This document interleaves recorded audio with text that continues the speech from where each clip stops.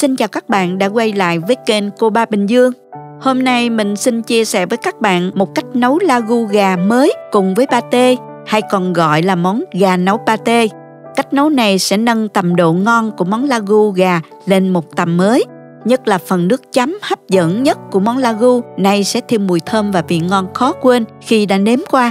Làm món này đãi cả nhà cuối tuần hay nấu cho những bữa tiệc gia đình thì bảo đảm mọi người sẽ tấm tắc khen tài nấu ăn của bạn luôn đó. Nào cùng vào bếp thực hiện với mình nha. Chúng ta có thể xem những thành phần nguyên liệu chi tiết, hình ảnh nguyên liệu cụ thể để thực hiện món này ở cuối video, hoặc tham khảo những dụng cụ nhà bếp mình hay sử dụng bên dưới phần mô tả của video. Để nấu món này thì các bạn dùng gà ta là ngon nhất nha. Mình không có nên thay thế bằng đùi gà công nghiệp này. Mình thấy thịt cũng chắc và ngon lắm. Mình có ở đây là 5 cái đùi gà. Mình đã rửa sạch qua muối và giấm pha loãng để ráo nước rồi. Để nấu món này thì các bạn dùng gà ta là ngon nhất. Mình không có nên thay thế bằng đùi gà công nghiệp. Mình thấy thịt cũng chắc và ngon. Mình dùng ở đây là 5 cái, khoảng 1,2 kg nha. Bây giờ mình chặt đùi gà ra làm đôi. Xong rồi cho hết qua thố để chút nữa mình ướp gia vị ha. Mình xay hành riêng, cho qua đĩa nè. Xong rồi tỏi mình cũng xay nhuyễn, cho qua đây luôn ha.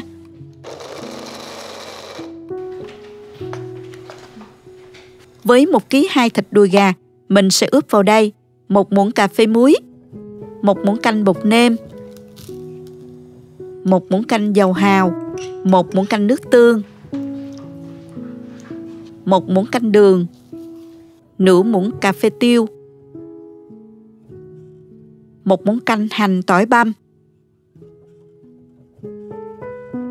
1 muỗng canh dầu tỏi phi để gà mềm hơn, thơm hơn.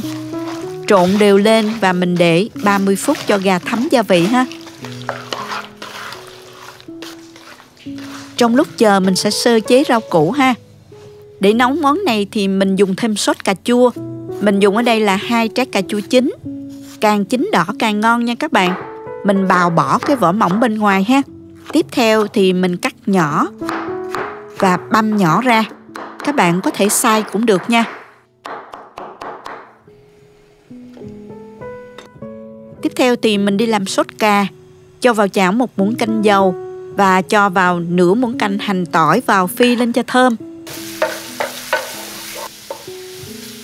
Xong rồi mình cho cà chua băm vào, đảo đều lên.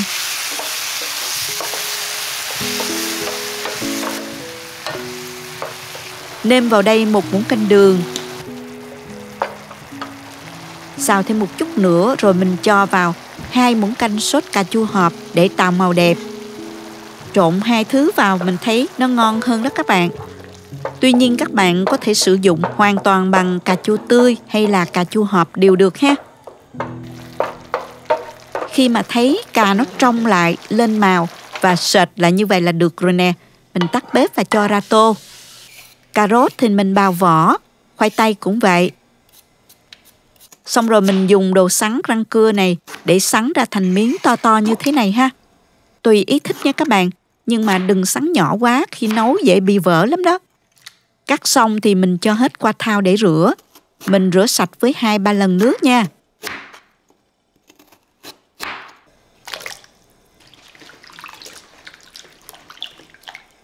Còn nửa củ hành tây này mình cắt muối cao. Để qua đây chút nữa mình sẽ dùng đến ha. Bước chính là nấu gà. Cho vào nồi 2 muỗng canh dầu và mình cho 1 muỗng canh hành tỏi băm vào phi lên cho thơm. Kế đến mình cho gà đã ướp vào. Mình xào lên với lửa lớn trên trung bình nha.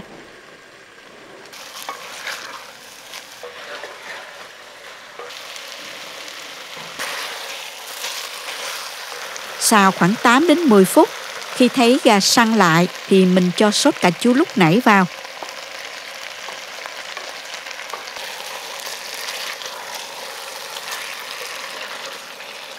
Xào thêm 5 phút nữa cho phần thịt gà thấm sốt. Tiếp đến các bạn cho vào 600 ml nước dừa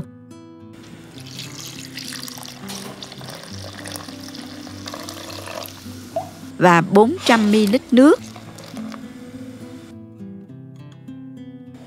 Khi nước sôi lên thì các bạn nhớ hớt bọt và hạ lửa dưới trung bình nấu cho gà mềm ha. Trong lúc chờ mình sẽ đi chiên khoai, cho dầu vào chảo và cho khoai tây vào chiên cho săn mặt là được nha.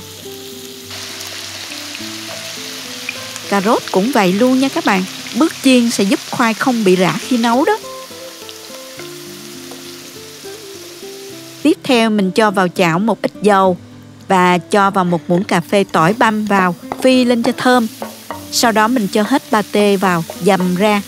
Còn đây là pate gan ở nhà làm nè, thơm ngon lắm đó các bạn. Mình làm nhiều, trữ đông, khi nào muốn ăn là có ngay, rất là tiện luôn. Hôm nay mình lấy một ít để nấu món này nè. Cách làm pate mình có để link bên dưới phần mô tả của video. Bạn nào cần thì vào xem nhé. Đảo đều cho pate nó rười ra, dậy mùi thơm là được nha. Sơ chế như vậy giúp pate dậy lên mùi thơm khi nấu. Như vậy là được rồi nè các bạn, mình tắt bếp. Sau 25 phút gà đã mềm rồi. Gà này rất là nhanh mềm. Nếu mà dùng gà ta thì các bạn thêm thời gian nấu nhé. Lúc này thì mình cho cà rốt đã chiên vào.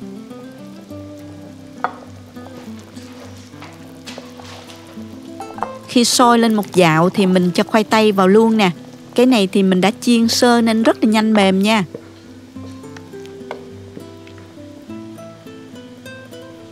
Tiếp theo thì mình cho đậu bo đã luộc chín vào luôn. Nguyên liệu này nếu có thì mình cho vào, không có cũng được ha.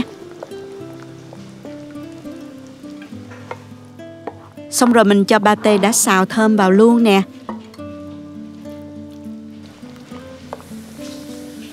Trộn lên rồi mình mới thử lại trước khi nêm cho vừa ăn nha. Vì trong pate đã có vị mặn rồi đó các bạn. Mình nêm thêm một muỗng canh bột nêm gà. Thử lại. Mình thấy vừa rồi đó, tuy nhiên thì các bạn nên thử lại và nêm nếm theo khẩu vị gia đình ha. Cho một ít hành tây vào sau cùng rồi tắt bếp. Xong rồi mình cho một miếng bơ lạc nhỏ cho dậy mùi thơm ha.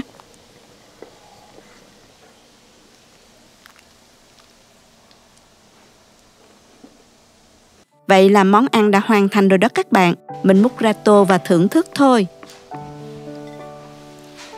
Món ăn này mình ăn kèm với cơm, với bún, với bánh mì đều ngon nha.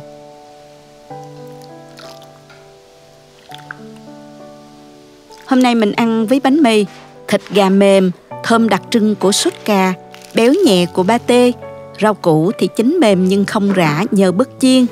Phần nước thì thơm lừng mùi pate, hòa quyện cùng sốt cà chua với một ít gia vị vừa phải. Chấm với bánh mì hấp dẫn lắm đó các bạn. Chúc các bạn nấu ngon cho gia đình vào dịp cuối tuần này nhé. Cảm ơn các bạn đã theo dõi video. Nếu thích cách mình chia sẻ, nhớ gửi cho bạn bè cùng xem, bấm like và đăng ký kênh để xem nhiều món ăn mới của mình. Nếu thấy video thực sự hữu ích, bạn có thể gửi tặng ekip thực hiện một ly cà phê bằng nút Super Thanks hình trái tim ngay bên dưới video. Các bạn cũng có thể truy cập website cobabinhdương.com để xem công thức nấu ăn dưới dạng bài viết. Chào tạm biệt và hẹn gặp lại các bạn trong video kỳ tới nha.